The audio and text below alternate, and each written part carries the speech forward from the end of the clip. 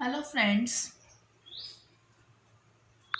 Income tax की हमारी 9th class है जिसमें हम बात करने वाले हैं other provision relating to casual income कि क्या क्या और प्रोविजंस हैं रिलेटेड टू कैजुअल इनकम।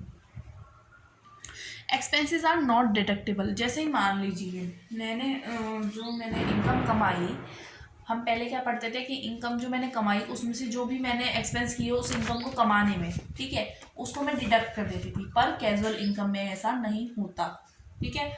अगर मैंने कोई एक्सपेंस किया है, मान लीजिए मैंने लॉटरी डाली और लॉटरी अपनी खुलवाने के लिए मैंने ब्रोकर को कुछ पैसे दिए, ठीक है। मान लीजिए 10 लाख की दी, मैंने 1 लाख रुपए डीलर को दे दिए, ठीक है। डीलर को दे दिए तो मैं 9 लाख पे टैक्स नहीं दूंगी बल्कि मैं 10 लाख पे टैक्स दूंगी।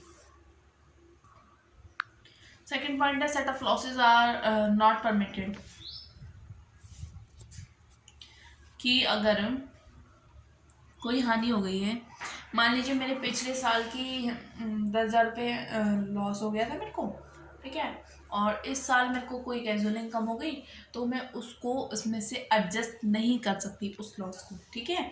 मतलब कि मान लीजिए मेरे को 10,000 का पिछले साल लॉस हो गया, ठीक है, इस साल मेरी कैजुअल इनकम हो गई 12,000 की, तो मैं उस 10,000 के लॉस को 12,000 रुपये में से एडजस्ट नहीं कर सकती। बट अगर मेरी ये कैजुअल इनकम नहीं होती, साधारण इनकम होती, तो मैं उसको ऐसा कर सकती थी, ठीक है, हम एडजस्ट कर सकते हैं उसमें। अब क्या है, थर्ड पॉइंट है टैक्स डिडक्शन एट सोर्स, ठीक है। अगर मान लीजिए रेस हो रही थी, हॉर्स रेस, तो उसमें मैंने अगर 10,000 से अधिक मेरे को पैसे मिले, उसमें मैं जीत गई और मेरे को 10,000 रुपये का प्राइज़ मिला, ठीक है, प्राइज़ मिला, तो 10,000 से अगर मुझे, तो हम पहले उस पर TDS तभी काटेंगे और फिर उसके बाद उसको बाकी का पैसा देंगे। पहले ही हम टैक्स काट लेंगे, तो हम जो साथ के साथ टैक्स काटते हैं उसको TDS बोला जाता है, यानी tax deduction at source. Rate of tax क्या रहेगा कैजुअल इनकम पर?